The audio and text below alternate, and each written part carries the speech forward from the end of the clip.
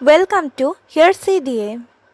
এখানে নানান রকম ডিজিটালি ক্রিয়েশনের ভিডিও বানানো হয়, যেমন ইলাস্ট্রেশন, ভেক্টর আর্ট, এছাড়াও থাম্বনেল ডিজাইন, এরকম অনেক কিছু। নতুন নতুন ভিডিও পেতে তোমরা অবশ্যই চ্যানেলটিকে সাবস্ক্রাইব করো।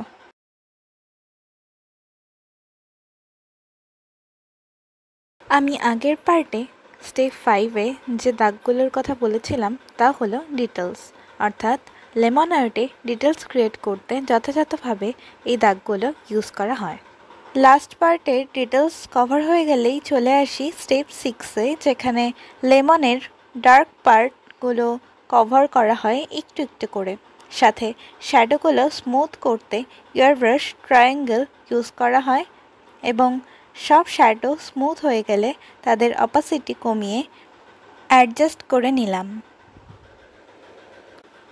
এবং এরপরেই পাতা অর্থাৎ লিফটির মধ্যে হালকা ডিটেলস অ্যাড করে নিলাম।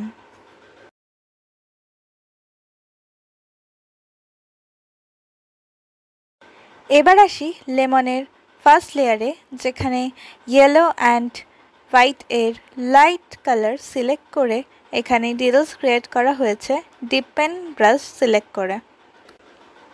আর যেহেতু এই লাইনগুলো আগেই কার্ভ করাই ছিল, তাই লাইনগুলোকে আর একটু কার্ভ করে নিয়েছি। লেমনের ফার্স্ট লেয়ারটির কিছু জায়গা হালকা ডিপ কালার দিয়ে অ্যাডজাস্ট করে নিলাম আর বাকি জায়গাটুকু একইভাবেই রেখে দিলাম। এরপরেই কোর্স পেন্সিল সিলেক্ট করে হোয়াইট বর্ডারের ওপর 2 টাইপস কালার শেড ইউজ করে ডিটেলস অ্যাড করে নিলাম। স্টেপ 7, যেখানে পুরো পার্টটাই ডিটেলসে ভরপুর হয়ে আছে, এখানে লেমনের সেকেন্ড লেয়ারের বড় পার্টটায় প্রচুর রকমের ডিটেলস অ্যাড করা হয়েছে, যেমন নানান রকম কালার এবং ব্রাশেস ইউজ করেই ডিটেলসটা ক্রিয়েট করা হয়েছে। সাথে যে শ্যাডোটা ক্রিয়েট করা হয়েছে তা আমি ভুলে গিয়েছিলাম, তা এই স্টেপেই কভার করে নিলাম এবং লেমনটায় আরও বেশি ডিটেলস ক্রিয়েট করতে ডিপ পেন ব্রাশটি 1.5 সাইজ করে নিলাম। তারপরে কালার কারেকশন করে সব কিছু অ্যাডজাস্ট করে নিলাম। তোমরা যারা লেমন পার্ট 1 দেখোনি, ডেসক্রিপশন বক্সে লিঙ্ক দেওয়া আছে। এছাড়াও আছে realistic hair, thumbnail design, line আর্টের ভিডিও লিঙ্ক। এবং এসবের বাইরে আমার এই ভিডিওর টোটাল ডিটেলসটাই আমি ডেসক্রিপশন বক্সে দিয়ে দিয়েছি, তোমরা চাইলে সেটাও চেক করে নিতে পারো।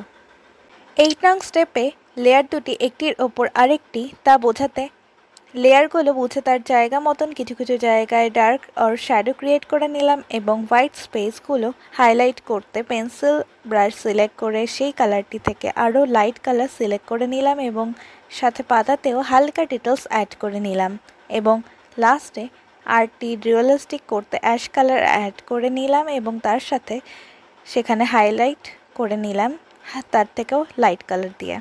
তোমরা কিন্তু অবশ্যই কমেন্ট বক্সে জানিও তোমাদের আর্টটি কেমন লেগেছে এবং ভালো লাগলে অবশ্যই অবশ্যই অবশ্যই সাবস্ক্রাইব করো।